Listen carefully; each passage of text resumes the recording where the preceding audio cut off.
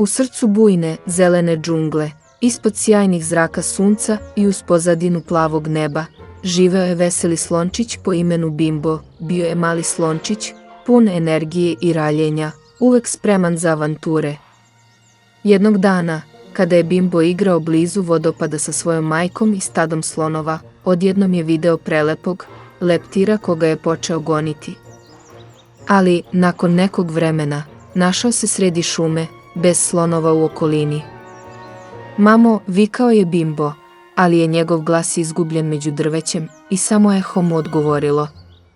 Njegovo srce kucalo je u tužnim udarcima, a strah se postepeno pružao po njegovoj koži. Približio se grupi majmuna, koji su bacali banane i vrištali tako glasno da se eho njihovih vrištenja proširilo kroz džungle. Da li ste vidjeli moju mamu? Upita ih sa nadom u očima, ali majmuni samo se nasmejahu i počešaju banjanama na njega. Bimbo je bio razočaran i ožalošćen, ali iskra odlučnosti se raspali u njegovom srcu.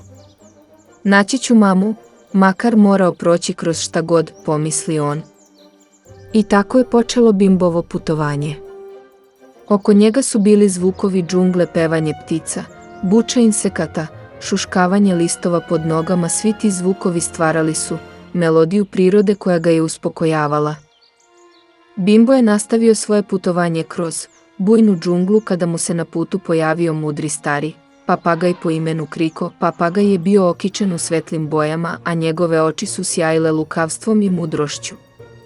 Susretnuvši Krika, Bimbo se nadao pomoći i ispričao mu je o svojoj nevolji. Kriko, posle slušanja, ponudio mu je pomoć. Međutim, papagaj je zauzvrat zahtevao veliki ružičasti cvet sa nektarom. Uprkos svojoj briznulosti i žurbi, Bimbo nije mogao odbiti pomoć, pa se upravio u potragu za cvetom. Bilo je to zaista ispitivanje, jer je džungla bila puna opasnosti. Bimbo se susretao sa zmijama, paučinama i drugim životinjama koje su se krile u gustom kustaru, ali on je ipak nastavio svoju potragu.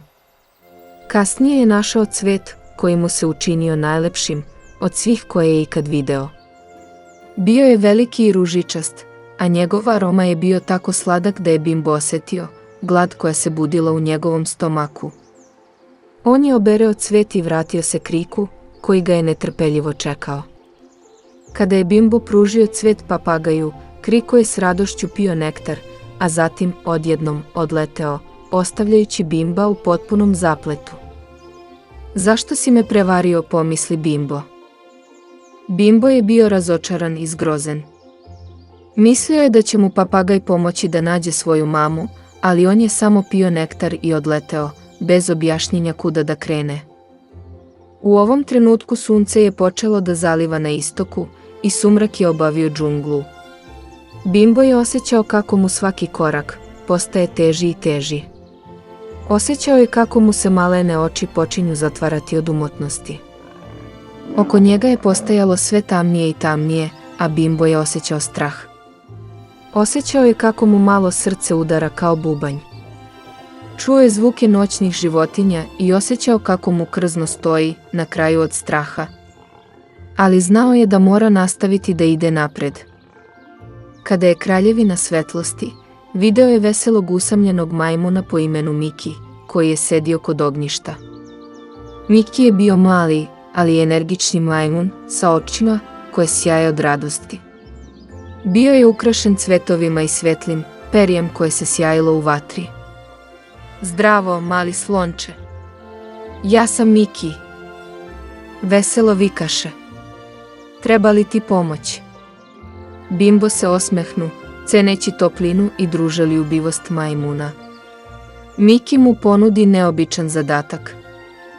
Oko njih bile su guste, zelene džungle ispunjene šuškavim lišćem i žužanjem insekata. Bimbo je morao preći ovu mrežu tame bez budenja sonolikih i opasnih životinja. Miki, koja je bila ukrašena sjajućim svetločicama, bila je njegova jedina izvorna svetlost. Bimbo pogleda u zvezde koje su mu izgledale kao blesteći dragulji u tamnom nebu. U danu duboko, osjećajući miris džungle, slatki aromat egzotičnih cvetova i sveže kiše. Osjećao se malim u ovom širokom svetu, ali je bio odlučan.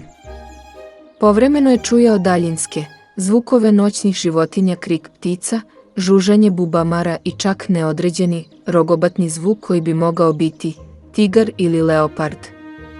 Ali Bimbo je nastavio svoje putovanje osvetljen toplom svetlostju svetločica koje se okretale oko Miki. Miki odjednom stade, a Bimbo osjeti treskavicu. Vide siluet spavajućeg hipopotamusa koji je ležao ispred njegovog puta. Njegovo ogromno telo treslo se od sna, a njegova široka usta bila su otvorena, otkrivajući 2 reda ogromnih zuba. Bimbo pažljivo obiđe spavajućeg giganta, pokušavajući da ne napravi ni jedan dodatni šum. Nakon što je uspešno prešao ispit, Miki se smejala i skakutala, bacajući sjajne svetločice u vazduh. Njena veselost ugreja Bimbovo srce i on nije mogao a da se ne nasmeše, zaboravivši na trenutak svoj strah i umotnost. Uradio si to, Bimbo, izvika, oslikavajući zadovoljstvo u svojim očima. Sad ću ti pokazati put do tvoje majke. Bimbo osjeti oslobođenje, znajući da nije sam u ovom širokom, misterioznom svetu. Nakon toga, Bimbo i Miki za spaljivanju pored ognjišta, koje ih je grejalo od hladne noći. Tama ih okruživala, ali oni su bili zajedno i to im je dajalo snagu. Kada su prvi zraci jutarnjeg sunca počeli da probijaju kroz bujnu zelenilu džungle, Bimbo i Miki nastaviše svoje putovanje. Veliki i mali vodopadi padahu sa visokih klifova, ispunjavajući vazduh svežinom i penestim kapljicama. Morat ćemo preplivati ovaj reku, reče Miki, gledajući široku, brzo tekuću vodu. Bimbo kimnu, iako mu je malo bilo strašno, bio je spreman da pokuša. Nađoše veliku granu palacu sa blizak drveta i napraviše od nje malu splav. Bimbo se pokačio na nju, a Miki slovitim skokom sede do njega. Počeli su da se spuštaju niz reku, Miki održavajući balans, dok je Bimbo otiskao sa obale dugačkim štapom. Bilo je uzbudljivo i zabavno istovremeno. Voda je blestela pod jutarnjim suncem, a ptice su pevale u daljini. Ali odjednom, u sve tu zabavu, pojavila se nova opasnost. Grupa agresivnih krokodila izviri iz vode i opkoli ih. Bimbo se zamrznuo od straha, ali Miki brzo postupi. Počela je vičući, pokušavajući da plaši krokodile. Ali krokodili nisu poklonili i Bimbo je počeo gubiti nadu kada je odjednom Kriko pojavio. Papagaj, uprkos svom malom veličini, bio je ispunjen hrabrošću. Kružio je iznad glava krokodila, odvlačeći ih. To je dalo Bimbu i Miki priliku da se ispletu i nastave svoje putovanje niz reku.